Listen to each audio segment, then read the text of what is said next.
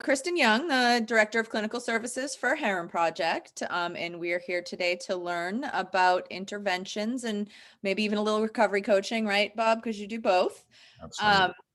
Just a few housekeeping things to start. If you are on the Zoom platform, please submit any questions in your Q&A box at the bottom. Please do not submit them via chat. If you are on Facebook Live, submit any questions right in the comment section and your question will get to us. Please do not put any identifying information into your questions. Let's keep the confidentiality of your loved ones or yourself. This is live on Facebook, so this is not a confidential setting. We will not share any personal information that's submitted, but up on Facebook Live, you will be able to see it. So welcome, Bob. So happy to have you on. Do you want to introduce yourself and tell us a little bit about what you do? So happy to be here. Thanks for having me. My name is Bob Eagan. I am an Arise interventionist. That's what I do now. I do interventions, coaching.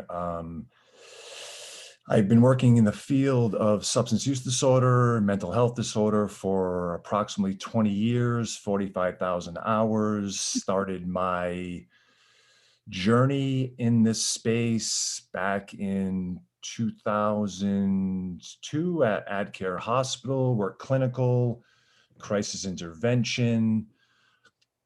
Did that for a few years. When I was done, I met up with Chris, the founder of the Herren Project. Chris and I have known each other for our entire lives since we were kids, and we ended up linking up. And Chris started a nonprofit, and I ended up running the clinical side of that nonprofit. And it's definitely a point of pride, and especially to see how much it's grown and how the positive impact that people like Kristen and Bonnie and Jenny and Chris and everybody, Kevin, the positive impact that it's on such another level from when it started. And it's such a point of pride for me, knowing that I was kind of in the ground at the ground floor of when it was being built. So now I'm on my own. I do interventions. I travel around the country. I work with families, kind of working with them to get their the individual in their family who is struggling into treatment, but also working with them and getting them the support that they need. Because as we all know, this is not a spectator sport. Everybody plays, everybody's affected. So the process is from the time I come in or somebody in a rise, the idea of the rise intervention is to shift the family from blame, shame, and reaction over to love, support, and proaction. So, doing the best to get the family out of that waiting for the other shoe to drop space that they're in, and getting them to stop being proactive about taking care of themselves, and at the same time supporting them and helping their loved one connect with the level of care that they need to, just to get everybody moving in the same direction on their road to recovery, because this doesn't happen in a vacuum and it affects everybody. So so that's what I do, and I'm so happy to be here. Kristen Kristen came in after I left the Herren Project. I watched you do your job from afar, and it's just been an absolute pleasure. And I'm so happy that you invited me here today. Yeah, I'm so happy you're coming. And as you were talking, I wanted to say, but I didn't want to interrupt you, how grateful we are to you for having set the foundation that we could really build on, because you're part of the reason why we're here. And also, just so everyone knows, Bob is my go-to guy. Whenever I have a family that I know needs an intervention, he's the guy I'm calling. It accelerated my aging process by about 15 years, but you know what? We're here. We're smiling. We're good. We are. You do a great job, great work with families. And, I'm very grateful that you've been around to help out when we've really needed you to step in with a lot of the families we work with. Yeah. And I appreciate that. And I've been doing it for 20 years. So I hope that I make an impact. And, it's my goal to leave families, better off than when I met them. That's the ultimate goal. So, Yep. yep. Awesome. So, can you tell us a little bit more about what the format is Mm. and what you do when you go into a family to set up an intervention? Like, where do you start? Yeah, so it starts with the first call, and it starts with the family member, the concerned other. Could be a mom, dad, brother, sister, son, daughter, and just getting as much information as possible. And it's a puzzle, it's a puzzle, and I'm never going to have all the pieces of the puzzle, even if I work with a family for a year. But it's about gathering as many pieces to the puzzle. I mean, is this family, do they have have they been affected genetically and environmentally by figuring out what are some of the losses, what are some of the traumas that they've had in their life, and really kind of opening up, because addiction, mental health, it kind of resides in the dark, and it's, you know, sensitively, gracefully trying to bring some of that stuff out into light, starting to have assertive communication, starting to shine the light on some of that stuff. Because a lot of times, yeah, it exists in the dark, and there's a lot of secrets, and there's a lot of broken down communication. So again, it's gathering information, reading the terrain, building some of those lines of communication, as I said before, and really, really shifting this thing to where a lot of times with substance use disorder, there's a lot of conversations that are happening around the individual, about the individual. There's a lot of distraction and deflection, and it's about kind of getting everybody to focus on the problem at hand and moving in one direction in order to solve that problem. Addiction in a family, it's not the sum of a family, but it's part of a family story, and we're trying to change that part of a family story. And so again, we'll start with the first phone call, gather as much information as possible, add people to the sort of board of directors, get as much information from as many angles as possible. Um, then you set up, if the family decides they want to move forward, you set up a pre-intervention meeting where you kind of go through some of the things you're going to talk about, and you allow the family, event session, get rid of some of the anxiety, talk through some of the things, and and also get rid of some preconceived notions, because I think, especially in my job, it's people watch that show on A&E, and it's the music and the drama and the confrontation, where the reality is, when you do an intervention and you've actually been in the room and you're not watching it on television, it's a very powerful, beautiful process. And, part of the pre-intervention, going back to that, is, getting them to, getting everybody in a calm space, and in a supportive space, and a loving space before they go in, and have, you could argue, the most loving conversation that they've had with the individual in their entire life. Yeah. So, and along with that, it's picking a place that we're going to recommend the individual go to, that the family makes that decision. I always give them 3, 4, 5 options Yeah. on where they can go regionally. Sometimes it's advantageous to get them out of the region. Sometimes it's better to keep them closer, but it's also based on, drug of choice, how old they are, what sex they are, what's the milieu of the place they're going to. I'm not going to refer a 55-year-old female with alcohol use disorder into a place where 90% of the milieu is 18 to 22-year-old opioid dependence or opioid abuse disorder. So, things like that. So it's really, that's part of the puzzle too. And ultimately, the family, based on all the and I recommend families talk to as many people as possible. To call every place that's recommended. So ultimately, at the end of the day, they're empowered. They've made the decision what the move is going to be for their loved one. Yep. Yeah. and then we do it. And then we pick a time, a day, a time, and we sit down, and ideally we invite the individual to the conversation. You really, you want to, you don't want to do the secrecy thing. You don't want to do kind of like the SWAT team and surprising them. And honestly, there are times where you have to pivot and you have to do it on the fly because the individual just will not show up. They'll do everything in their power to stay elusive. And because of course they would be.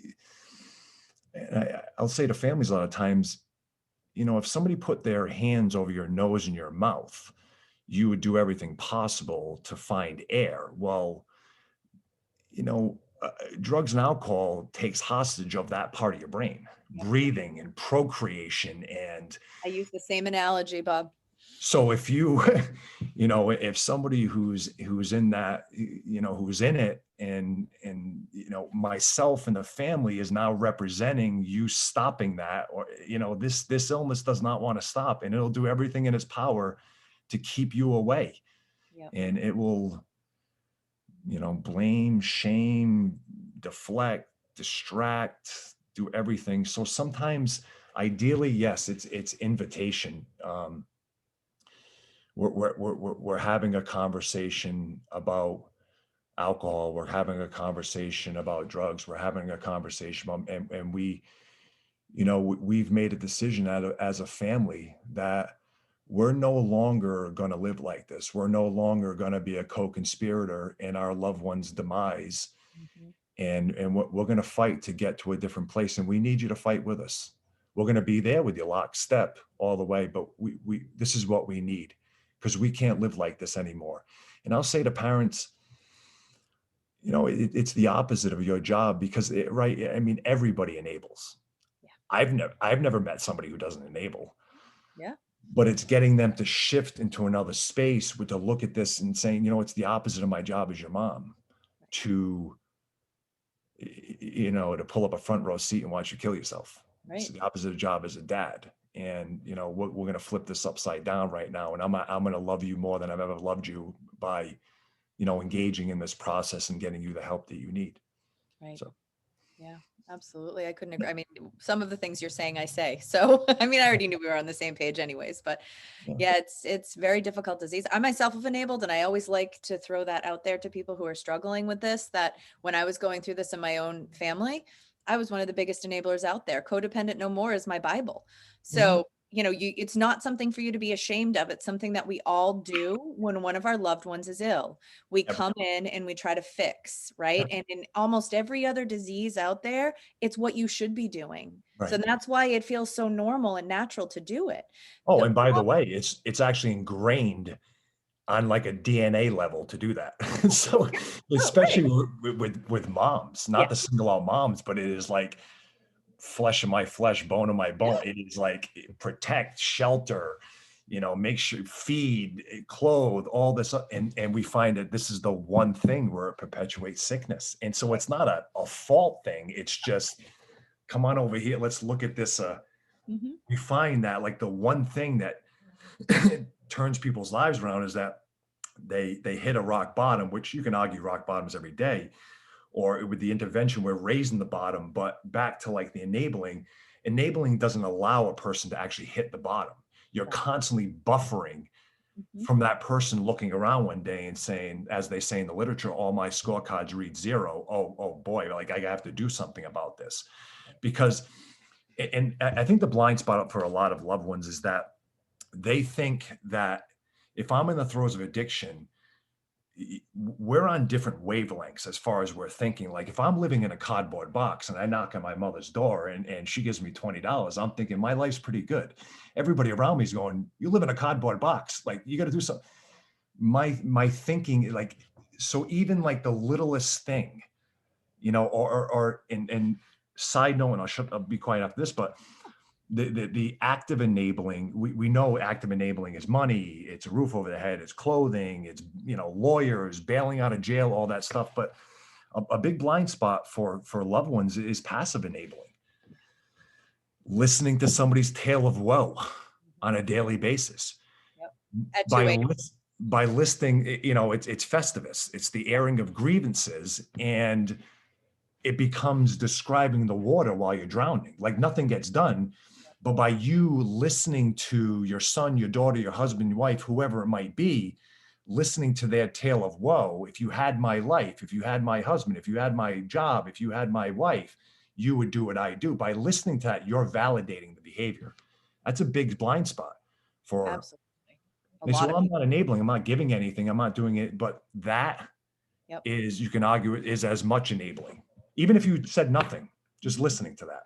Yep. And I want to add to that list, also talking to your loved ones when they're under the influence, having any conversations while they are high or drunk. It is the same kind of a passive enabling. I like that term. I've never used that before, but I Well, like that. literally nothing gets accomplished, Right. ever. The No, only they thing don't that's even remember who accomplished you are. is that your fight or flight, your anxiety spikes, and then therefore, and that's the real tragic thing about the ripple effect of addiction, is that how many times do I see a peripheral fallout? I mean, physical manifestation of, I knew a mother who worked out every day of her life, and now she can't get out of bed. She's in a ball, depressed. She can't get out of bed. She can't take 5 steps because it's broken her down so much. Or a father on a EKG machine every week because, his heart is fluttering. Everything's interconnected. It's the higher the stress, the more it compromises your immune system. So it manifests physically, mentally, emotionally, physically. Absolutely. Yeah. Yeah, no, without a doubt. We did actually get a comment, and I want to throw out there to anyone who's listening, we are taking questions, we're taking comments. If you're on the Zoom platform, the question goes in the Q&A box at the bottom of your screen. If you are on Facebook Live, just put your question right in the comment section and it will get to us. So comment from Facebook, this is great. We are more intelligent than our instincts. Instinctive behavior can be changed too by doing exactly what you're doing here. Thank you. We appreciate that. And you're Yeah. absolutely right. We have there's a lot of instincts, and when you're talking about a mother and fathers, but mom, we're the ones that grow the babies, so we have a tendency to be, it was our job to keep them alive for many, many, many years. So when you're talking about codependency, it's really difficult when you've gone from a dependent relationship, and then as the person would just about start to move to an interdependent relationship, which is the healthy behavior that we should be able to engage in as our children grow, they have more responsibility, we start helping each other more. That doesn't happen when there's substance use in the mix. So it becomes a codependent relationship as opposed. But when it's been your job to keep this being alive for the majority of its life, you can't just flip a switch and turn it off, right? My question to you is always, nothing's going to change if something doesn't change. You are probably the only one in the relationship that's capable of making the change first, right? Because your loved ones, they aren't well, which is why when you turn to a professional and the professional says, you need to take care of you, which makes us moms really mad. We don't like to hear that. But that's why we're actually asking you to start taking care of you and to learn more about what Bob and I are talking about right now and to make changes in your own life. We're actually doing it because we want to help your loved one. So we're not saying ignore your loved one. We're saying probably it's going to have to start with you, because what your loved one's doing is working. It's working for them. They don't want to change it. They're escaping the pain of life. You're not. Right. And I don't know, Bob, if you've ever, there's a study out there, and I'll have to find it. I do have it somewhere, and I can send it to you if you're interested. But that shows they did a MRI or fMRI images of brains, and the area of the family's brain lights up in the exact same place when they're thinking about getting their loved one to treatment as the individual's does when they're thinking about their drug of choice. How interesting is that? Right? Like we're really dealing with an addiction to saving our loved ones, which explains some of the behavior we see. Yeah. Yeah. Right? No, Like, absolutely. Yeah. And I mean, there's a lot of mirroring that goes on here. There's, to kind of piggyback on what you're saying, I don't want to be flippant about it. I want to be careful how I say it, but as your loved one is addicted to substances, you're addicted to them. yeah, no, Yeah. without a doubt. it just completely, and as you just explained, it's on a like a biological level, it's on a neurobiological level, and you can actually track it in the neurotransmitters and the receptors in the brain. And it's, and that's why, sometimes I'll say to families or individuals, moms, dads, whatever, and I say, are you doing it for him or her, or are you doing it for you? Mhm. Don't answer me, but think about that. Yeah. And it doesn't happen overnight. Now, I will say people are more susceptible if this is a familial pattern of behavior, Yeah. because when somebody calls my phone, the individual struggling right now is part of the family story. Every single family that we've done a genogram of, which is a genogram is like a family tree. You can track addiction and mental health or mental health issues back 100 years. Yeah. So a lot of people, that's kind of ingrained, when they were like a mother now, maybe when that mother was a child, they did it for their father or whatever it might be. So this is a very ingrained pattern of behavior, a familial pattern of behavior. And that's why, it's very difficult, because it goes way beyond whatever is happening right now.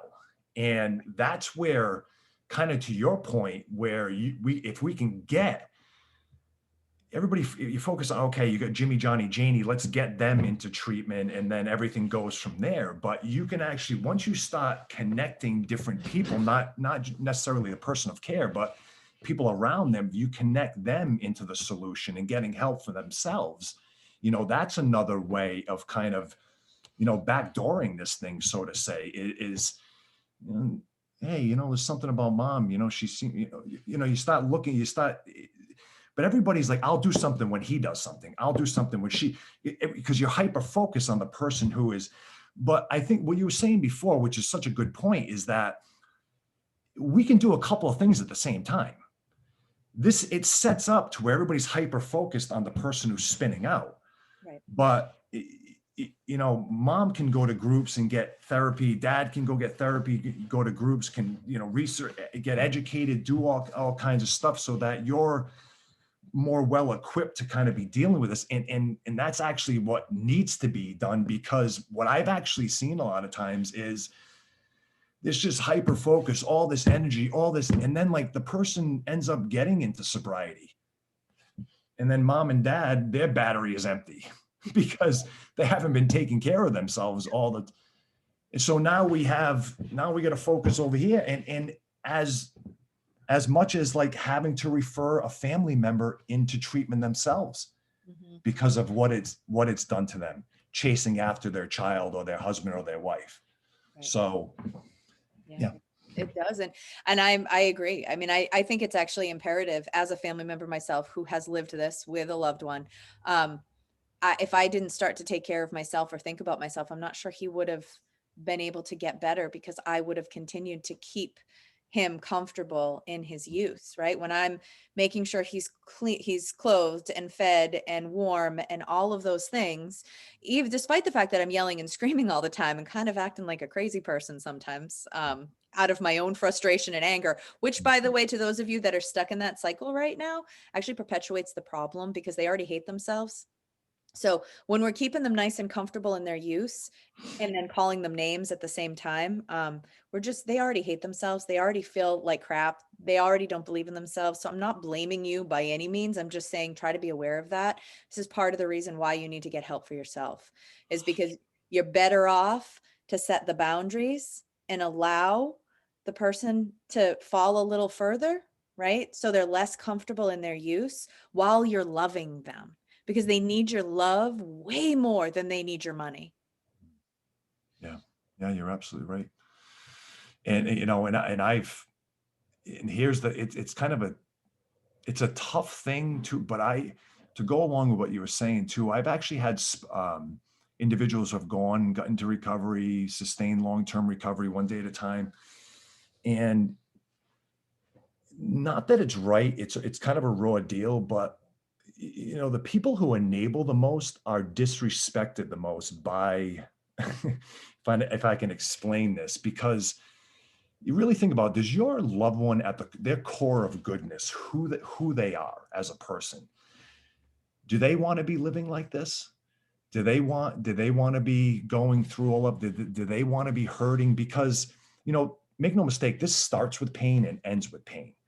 So a lot of people who engage in this type of behavior already have stuff that they're self-medicating. And it's very subjective. It could be traumas, whether it's divorce or war or childhood stuff or whatever. So there's a lot of pain. You self-medicate through the pain. So you're already, you feel like your self-esteem's in the gutter. And then you have somebody who's kind of perpetuating that feeling and for the right reasons, right? Because we have sayings all day long, right? Loved ones do all the wrong things for the right reasons. Yes. Yep. Yep. But when that person, and I'm just giving examples of what I've seen multiple times, when the person wakes up and they start to become empowered, and they kind of look at like, what were you doing? And it's not fair, but this idea of like, I'm going to come in, I'm going to be the hero, I'm going to save somebody's life. When that person gets well, they're not going to look on the person who's enabled them throughout this as kind of like, oh, thank you so much for enabling me. Right. And that's kind of that segues into like even my job, where there's a lot of trepidation about families having this conversation. Oh my God, he's going to be so mad. You don't understand. You've never dealt with my son before. You've never dealt with somebody like my husband before. It's like, yeah, I have, Right. like 1,000 times or whatever. No, he's going to be mad. He's going to be good. There's another saying, like, if somebody who's active is upset with you, and you're probably doing the right thing. Yep. But it's about pushing through, because again, you could come in with a dozen roses and a box of candies and all kinds of spread, and just shower the individual love. You're going to have defensiveness, because we were going back to what we were saying before. This thing does not want to stop, and we're representing getting in the way of it. But if you get over that initial anger, defensiveness, kicking, screaming, him and hawing, going up one side of you and down the other, because that happens all the time. As soon as you'll get things like you'll have a mom who grabbed their son by the arm when they were 6 years old, and they'll be quoting that in an intervention when they're 30, So, and I'm not trying to be condescending when I say that, but that's kind of stuff.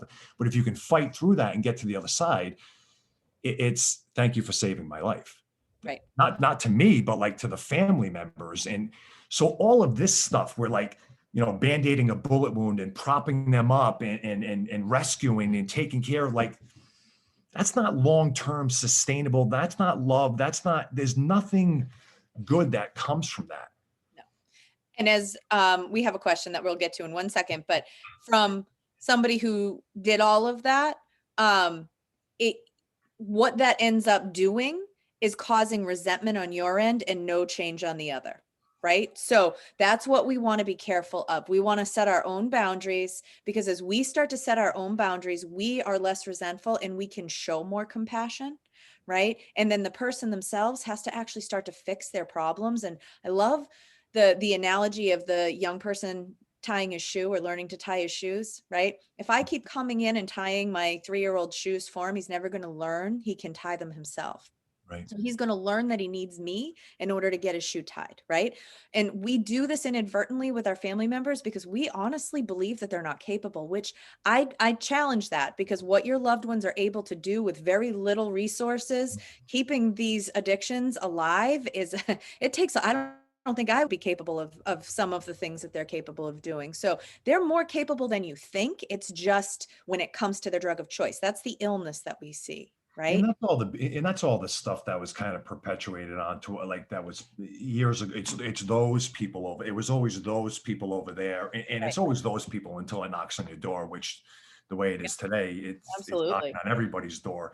But yeah, you're absolutely right. I mean, people with substance use disorder are some of the most resilient human beings on the face of the earth. And very intelligent, typically. Very loving, caring, compassionate, intelligent, creative, like the most unbelievable people. And that's the thing. It's like, when we're in it, selfish, self-centered to the extreme, right, with the inferiority complex, right? That paradoxical thing they teach in recovery. But conversely, in recovery, it's just the most wonderful human, because that's who they are. Right. Yeah. Their behavior under the influence is a manifestation of the illness. Yeah. That's right. That's Absolutely. Yeah, Yeah. I think that the people that this disease tends to hit the hardest are the ones that are the most sensitive, Most sensitive. right? They, Absolutely. that feel the deepest because they need the Better. escape, and they find the drug and it takes the pain away, and it's like, oh, and it works for a while, which is the hardest part because then it's reinforced that Yeah. this is what removes pain, and it removes pain better than meditating or anything else there is out there, right? Well, I So mean, think about what the think about what the suicide rates would be, and that's another thing too. I mean, it might not be popular to talk about, but think about if there wasn't drugs and alcohol for these teenagers, or they've gone through childhood traumas or things, and it's just they don't have the adult brain in order to kind of work through these issues, and then next thing you know, like it's pretty simple. Like when the tape becomes too loud, or whatever you want to describe it as, and next thing you know, you're at a high school party, you're 14, 15, 16 years old, you smoke a joint, you drink, and it's like all of a sudden something shuts down, at least turns the volume down on that. yeah. And again, so it's doing something positive for you, but you just never get the back end memo that this right here, this thing, your everything, the thing, your best friend, your lover, your 24, whatever you want to describe it as. Yeah, the glue that's holding you together, you're going to wake up one day and it's going to be the one thing ripping you apart. It's actually going to be the core of, you know, Right. all of your issues. Yeah. And at 14, how could you ever even, be able to see? They can't see to, 10th grade from ninth grade. Well, They're not biologically able and capable yet to be able to have the foresight to see what and, could happen. and human being, it's not about kids. Human beings in general don't want to feel pain. There was always that, like, oh, addicts We don't moved like to past feel it. pain. No, it's a human. I mean, It's we have evolutionary. internal systems in our body to, like, if I walk and stub my toe on a table, I have internal opioids that go off in my brain. Like, we're set up to not, we don't want to feel pain. So if the pain becomes overwhelming, especially when you're a kid and you find something to escape that pain, you're going to keep doing it a lot of times. And this is why we always suggest, or I always suggest to families, that we talk about why instead of what, right? We need to figure out what's the pain that you're escaping, not focus entirely on the drug, because focusing on the entirely on the drug is just going to get the person to withdraw from you, and you're going to know less, and they're going to hide more, and they're going to lie more, right? Talking more about why do you need this? What's going on with you? Are there other ways we might be able to help you? Let's get you into therapy. Let's, maybe try an antidepressant or an anti-anxiety medication, something to see if maybe they need the drug less, especially when we're talking about teens. Obviously, when you're in late stage addiction, it's a different conversation. You can still talk about the why though, and it's still important to talk about the why. But first, the person's probably going to have to clear up. But when we're talking kids all day long, let's talk about the why, especially before the disordered part of the substance use really starts and takes hold. Right. Right. Right. So we do have a question, Bob. Yep. I am wondering if you have advice for a family member who went through inpatient treatment for alcoholism in the fall and has recently started drinking again. This family member is trying to convince us that they have control over the drinking now, and it's not a problem. This person has also recently gone through a traumatic event, so I'm very concerned that the drinking is going to turn into an uncontrollable situation again. Yeah. Yeah. Have I seen people have gone into treatment their first time and stayed sober for the rest of their life, one day at a time? Yeah, so far I've seen that. But the reality is people engage in treatment and they come out and they don't take recommendations of what the case management clinical staff has given them while they were there. They come back out, they think they're good. Life happens, which happens to all of us. And especially early on when you're coming out of treatment, you're very vulnerable, you're very sensitive, your nerves are on edge. So it's a very like I said, a very vulnerable time. But he's I think if I had a nickel for every time a person left and said I can control my drinking or drugging, or because I think that's what we do. We try it different ways, and it's a very overwhelming thing to think about dealing with life without some type of self-medication. So I think that's really what's I don't know. I don't know enough about the situation, but the person's come out and they're not ready to fully surrender to the fact that they have a substance use disorder and alcohol, not at this point. So a lot of times they go out, and by American Medical Association definition, it's a chronic progressive comorbid illness. So, I mean, this person's drinking will probably progress. That's why it's always good to reconnect them with the solution as soon as possible.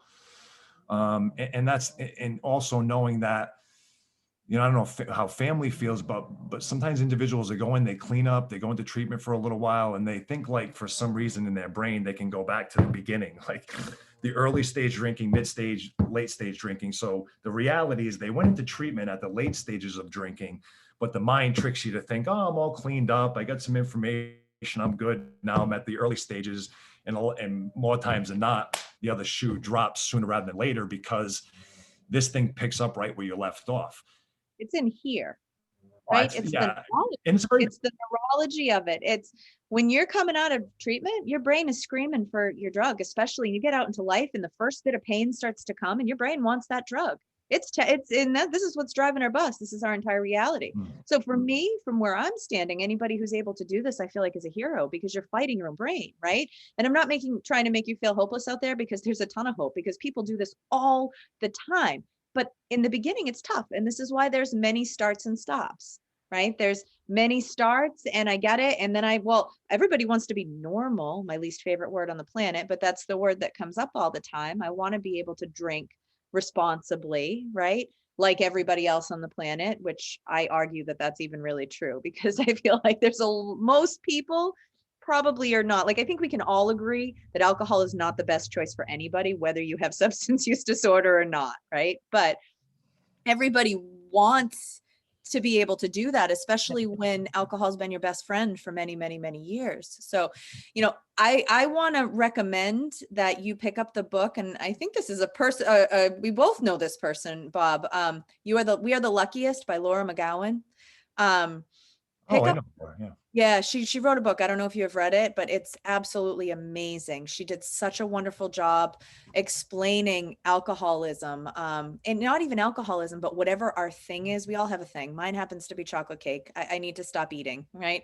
So we all have a thing that we do that isn't necessarily healthy, a go-to, right? When we're feeling pain. So she, in her book, actually describes it as whatever your thing is. Hers was alcohol. And she is very candid in the book and gets very vulnerable and admits a lot of the things that she did when she was under the influence that she's wasn't necessarily proud of, which I give her a lot of credit for, but it gives us as family members a really good understanding of why it's so hard to walk away from alcohol. Because alcohol there's different layers. Like nobody's ever gonna say that heroin or cocaine is okay to use, but alcohol is very socially acceptable. Actually, it's difficult for people to socialize in a lot of settings and not drink, right? Because it's almost pushed on you. Even at 44 years old, I go out to dinner with my friends and I get asked why I'm not having a glass of wine, right? Or it's like,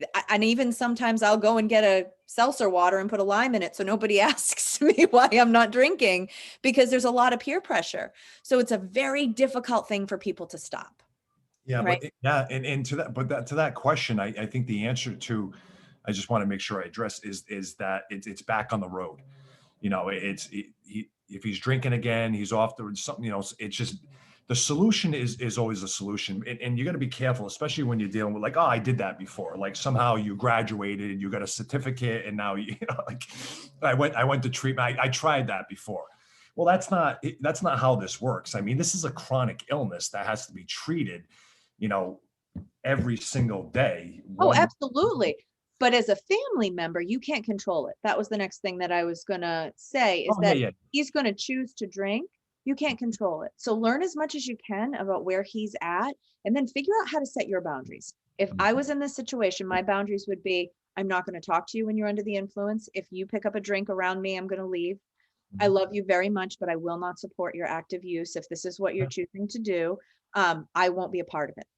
Right. So, and then when the wheels start coming off the wagon, you got to try really hard not to help them put them back on. And always remember when you get a negative reaction to that is an illness reacting. I've never met a person who's gone into recovery, sustained recovery, who's ever been mad at a loved one for putting a boundary up. Conversely, I've heard Thank you so much for doing that. Thank you so much for helping to save my life. I'm so happy, like, because that pushes a person to the reality of the situation. Yep. All of that stuff. It's like, and it's not an automatic equation, and we're constantly learning and we're constantly evolving on, but we got to get the person to the point where they can look around and, like I was saying before, see that their scorecards read zero, see that there are no options left. And again, that goes to the difference in thinking. You think because he lives in a cardboard box, it's like, no, it's boundaries, not interesting, not going to be a co-conspirator in this behavior. And that's the gold. That's the Yeah. love. That's the wonderful stuff. But what I see in my experience is by doing that, you don't have as much control as you think you have. And I'm here to come and tell you, you never have had that control. Yep. You don't have control of the other people. That includes your husband or your son or your daughter. You do have control over you. You do have control over your boundaries. And by doing what you have control over, we have found that that gets a person closer to the point where they're going to seek recovery. But think about, like, this thing does not want to change. It just wants to destroy everything in its path and then take your life. So you have to do hard things. You have to do things to show this, that, you're not going to be propped up anymore. We're not going to participate in this anymore. And it's not against your husband, against your wife, against your son. It's against a fatal illness. Yeah. Right. And I couldn't agree more that it's a false sense of control that we have, and it makes us feel better and it helps us to sleep at night, but it doesn't actually change much of the outcome at all. Where and oftentimes we're looking to the other person to take our anxiety away, and that's really not that job and their job. And I know that's hard to hear for a lot of you out there that are struggling with this, but your loved one is sick, they're making poor decisions and you're anxious about it, which makes sense. That's normal. But it's not up to them to remove your anxiety. That's where you have to do the work. You can't try to control everything they do in order to feel better in your own life. You have to learn to manage those feelings on your own, and then be able to say to your loved one, man, that stinks. So what are you going to do about it? Right? Instead of stepping in, telling them what they're going to do, and then having them not do it and having everything blow up and it's a crisis and whatnot. Right? You got to put it back on them. Like, wow, that stinks. I'm sorry. You can't pay your, electric bill this month. That's awful. So what are you going to do about it? Right? We got to put it back on them. Back to the tying of the shoes, right? We were talking about earlier, teach them that they're capable of tying their shoes. Right. And you do a couple of things at the same time. Is you start to, when you allow people to kind of fall and pick themselves up, that builds self-esteem. And isn't that at the core of the issue with so many people? And so not only are you not buffering their fall, not only are you not enabling, but you're also allowing them to tap into their own resilience and to build that self-esteem. And the more when you getting in recovery, staying in recovery is not about being afraid. It's about feeling good about yourself and wanting more. And hey, this feels good. For the first time in my life, I'm at peace. I feel good about myself. I've accomplished something. And that's what helps people sustain long-term recovery. So even if the person, like, you can start that process by allowing them to tap into their own resiliency and always being there to support and to have the hand of help being reached out to the person, right? So it's not, I think what happens too is it was always like this image of like throwing clothes out the window and throwing stuff onto the street and detach with love, like it's the fire and brimstone stuff, where like we've kind of found that there's a mid-ground there where you can keep the connection and not be a doormat at the same time. Yeah. It's how we, right? Right. It's how we speak and what you deal with, what you allow, right? And it's hard. It's really hard. This is why most people can't just do it on their own, just like their loved ones just can't, your loved ones just can't get sober and be in recovery on their own. They need help. So do you. It's a very difficult thing to figure out where to start and what to do. Yeah, no worries. And how to set boundaries. which is why there's groups, there's Al-Anon, there's Learn to Cope, there's all kinds of, Families Anonymous. We at Herren Project offer virtual support groups for families. You can go right on our website and find them. They're free. They're all run by licensed clinicians. It's you need help. Do as much reading as you can. Codependent No More is a great start. Saving Jake's amazing. We Are the Luckiest by Laura McGowan, which I already mentioned, is awesome. Tending Daisies. There's so many great books out there for you to access, but you got to learn as much as you can. Studies actually because then you're working that do that have better outcomes. Yeah, and that's so important what you just said, because then you're working from an evidence-based place. You're working from being educated and knowing what this disease is and the signs and the symptoms and the characteristics. They ran a comprehensive study. It was probably 10 years ago. The X variable on human happiness, and it was like an individual making this amount of money. It was like an individual making 80,000, an individual making 80 million, and a couple making 160,000, a couple making 160 million. There was no difference in happiness. Yeah. Or whatever.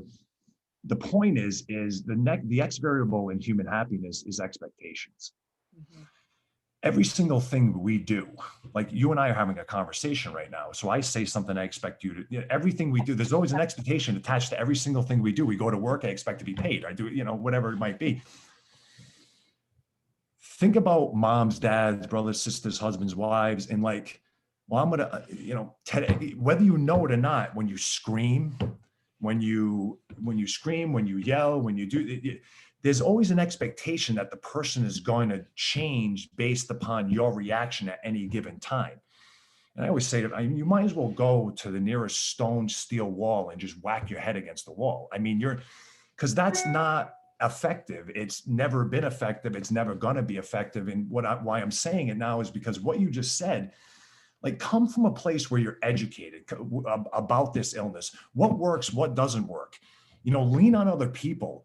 Talk to professionals so that when you're meeting this thing head on, that you're doing things that are actually effective in getting movement toward recovery for your loved one and your family, because going back, a lot of the wrong things for the right reasons. And I think people have this like equation in their mind that they've come up with based on maybe part of what's been, like we talked about, ingrained in their DNA. Like, if I just love him, if I just hold him, if I just watch him, it's like, no, there's drugs in the house. They're hidden in 15 different places. You're never going to find them all. Don't throw their drugs away. They'll just find more, this control. And you think about it, we as human beings have 10% control of what happens in our lives. And I think a lot of times people, the codependency, the loved ones, they give themselves way too much credit on the control they have over there. And they do certain things and it stresses them out because I'm going to yell at him today, or I'm going to give him no, and he's not reacting to that, or he's not doing what. And then every time you do that, whether you know it or not, there's an expectation attached to it and it wears you down. It's like cut camera to 5 years later where you've been bargaining and doing all these things and yelling and screaming and nothing has happened besides the disease progressing. So it's so important that you get as much. When I work with families, I tell them, go talk with 5 other professionals. I refer them out to as many as possible. Like, just get as much information as you possibly can. Because if the DNA stuff is driving this, a lot of times it goes off a cliff. Right. And I'm not dismissing the love and all the support, but we got to rethink what those words mean. Right.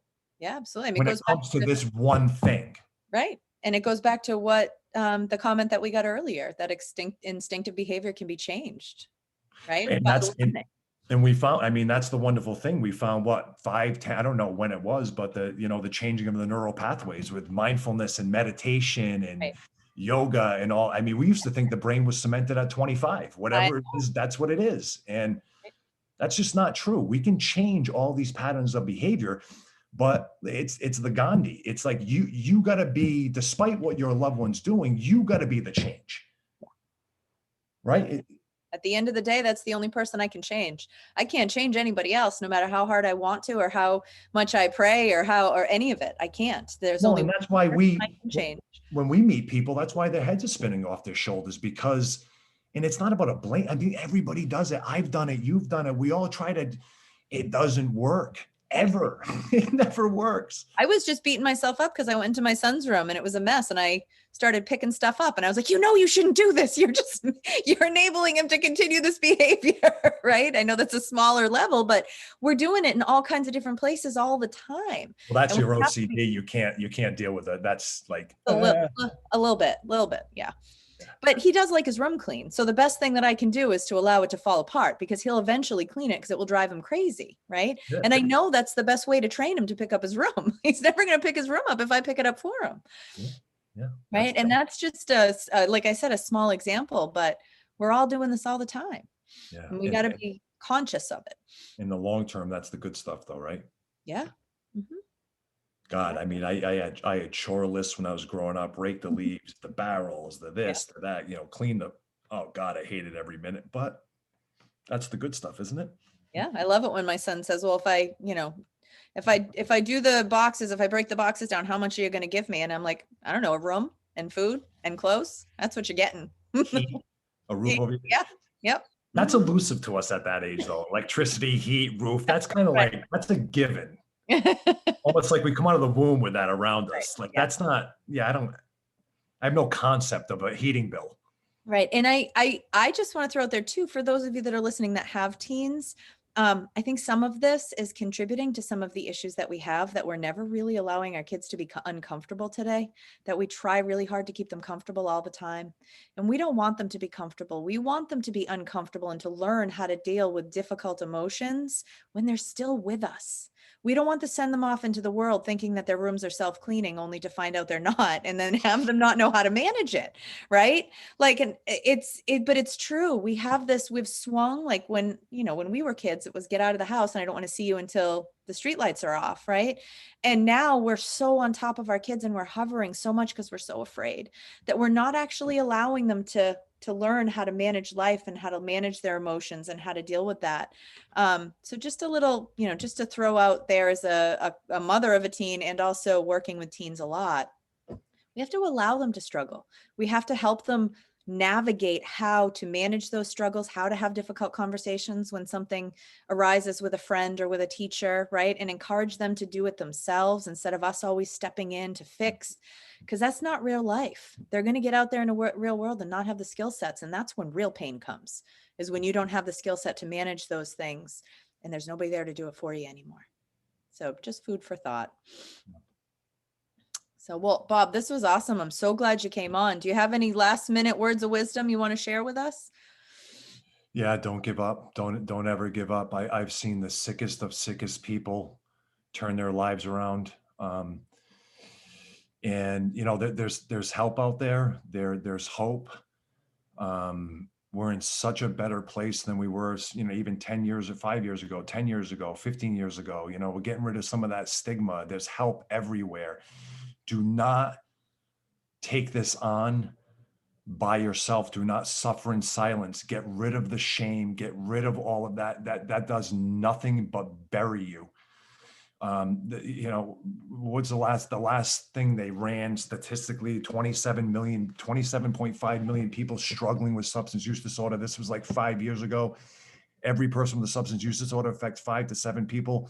That's in the US. So run the numbers. I mean, that's 3/4 of the population in the United States is affected by this. So, if you're keeping it and worrying about the neighbors and what the Joneses know and what they think and all that other stuff, you're wasting time.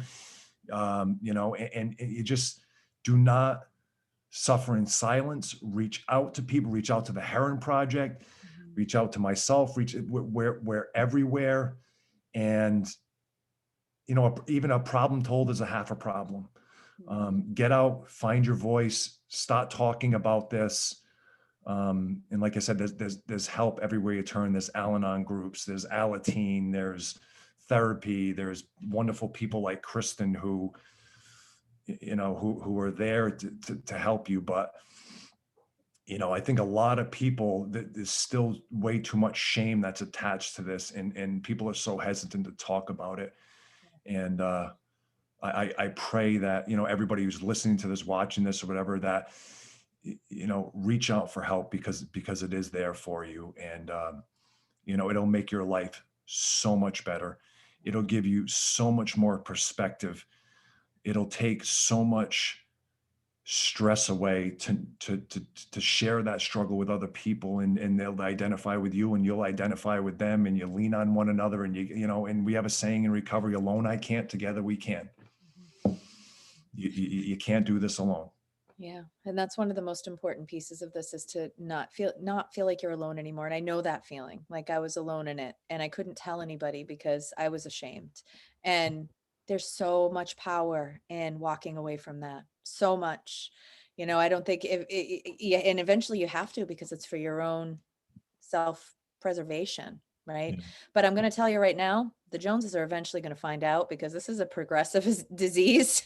So eventually stuff's going to be happening on the front lawn. So Or they've already known for 10 years. probably, yeah, which is And more and more who likely. and who cares, because last time I checked, the Joneses weren't perfect either. Yeah, the Joneses got something going on in their Yeah, closet. Well, literally every human, I mean, human beings are fallible by nature. Therefore, when you put a bunch of us together in a family, we're going to have dysfunction, and we're going to have there's going to be mistakes made. There's going to be, pitfalls. There's going to be struggle. But it doesn't matter. At the end of the day, it's everybody's struggling with something. And again, there's no need to suffer in silence. Reach out, get the help. It's there. It can be anonymous. There's so many different avenues, but don't do this alone. Don't take this on alone, and talk about it. absolutely. Yep. And I love how you mentioned therapy as well. You can always start there. It's completely confidential. You can find yourself a therapist. The therapist can't tell anybody. And you can just try to start out there, or get the books. You can read a book alone in your bedroom at night. Nobody has to know. And the more you know, the better you're going to be. Yeah. I mean, I've had a supervisor therapist slash supervisor for 11 years, Mhm. Yeah. I've been, because my whole life. yeah, it's one of the greatest moves I ever made. And like I said, just, some weeks it's just a problem told is a half a problem, and some professional to bounce things off of, give it, different perspective, pump some oxygen into it, just, it's, yeah, I mean, it's one of the greatest. And I think it's available for people, but I think there's these preconceived notions that if I make that step, somehow I'm admitting something or whatever it is. But it's just a confidential professional that you're able to talk things through with and give you a different perspective. And I think it's just my opinion that the world would be a much better place if everybody had somebody to talk to, like a Yeah, therapist, right. Yeah. just to Yeah. get rid of some of that stuff, and like I said, get some advice, get some perspective on things. So yeah. This warps, our brains warp a lot. I'm well aware that my thoughts are not necessarily reality. My thoughts are my thoughts that are seen through my lens and my experience with the world, and might be completely off base in terms of what is actually real. So the best thing you can do is to get them outside of your head and allow someone else to kind of twist it and look at it and say, you sure this is accurate? And kind of, you're going to end up with a better idea of what's actually true. Or all those thoughts you've had in your head when you're struggling with your loved one, and in 10, 15 years of alcoholism, and all the feelings and all the thoughts and then you walk into a meeting and you tell your story, and then you look around and every single head in the place shakes, goes, Yep. yep, I get it. Because however unique you think your situation is, it's a lot less unique than you think. It's Right. there's a lot of the same behaviors and a lot of the same feel. Sometimes we get to the feelings a different way, but the feelings are the feelings. And it's an incredibly powerful thing when you take the lid off this and you start to talk about it, and you realize you're not alone. So that's my one thing overall with Shout. everything I've said, is that do not suffer in silence. There's no need to do that. It's 2021. Get Right. out there and start talking about it. And by the way, by doing that, by helping yourself, you're actually going to save other people's lives. And Absolutely. you won't know it, but somebody will come to you maybe a year later or 2 years later and say, hey, remember you spoke on that Tuesday night and you said this, like, I was in a real bad place and you helped save my life that night. And Absolutely. you know, and that's funny. It's funny how that works. You go there for you, but you end up helping a lot of other people, and it's a very, very powerful thing. Yep, absolutely. So Okay, Bob. Well, thank you so much for joining us. This was awesome. Hopefully you'll come back on sometime. anytime, You're welcome anytime. anytime. God bless everybody. Bye. Thank you for joining us. Bye bye. Take care. Bye.